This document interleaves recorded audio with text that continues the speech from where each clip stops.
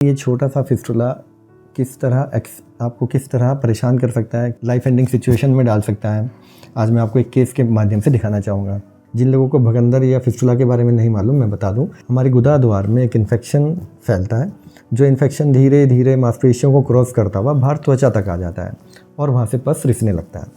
देखिए, ये वो फ़ोटो है, आप देख सकते हैं ये हम किस तरह से पेशाब के रास्ते पर जा कर के फैल गया है। अब यही फिस्टुला गुदा मार्ग से चला और बाहर त्वचा के नीचे नीचे निकलकर ये पूरा स्क्रोटम पर, जो हमारा टेस्टिकल्स है, वहाँ तक जाकर पहुँच गया। जब हमने इनको एमआरआई के लिए भेजा, इमरजेंसी में इनका एमआरआई करा गया, जब एमआरआई के लिए भेजा तो मैं आपको एक बार एमआरआई की रिपोर्ट भी दिखाना चाहूँगा।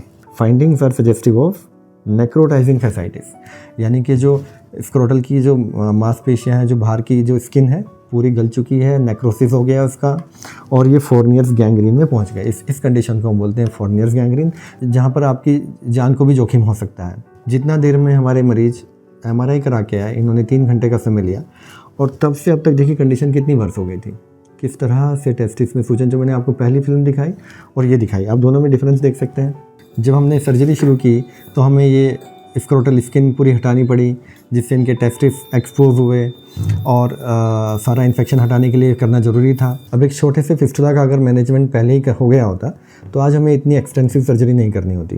कहीं पर भी फिस्टुला की वजह से जो पस पड़ता है उसको निकाल दिया जाता है, यही कहीं भी किया जाता है, यही इसका प्रोटोकॉल होता है। लेकिन दोबारा रिकरेंस के चांसेस इसमें बहुत हाई हो जाते हैं, क्योंकि कहीं ना कहीं इसकी वजह से जो हमारा फिस्टुला का ट्रैक था, जो एनल कैनाल से शुरू हुआ, वो कहीं ना कहीं हैंडल नहीं हो पाता। लेकिन हमारे पास एक 5000 वर्ष पुराना आयुर्वेद की एक बहुत बड़ी देन है, जो हमारे समाज के लिए एक वरदान है, वो है क्षारसूत्र। क्षारसूत्र एक ऐसा मेडिकेटेड थ्रेड है जिसके ऊपर दवाइयाँ लगी रहती हैं, दवाइयों की कोटिंग रहती है और उसको इसके अंदर प्लेस कर दिया जाता है।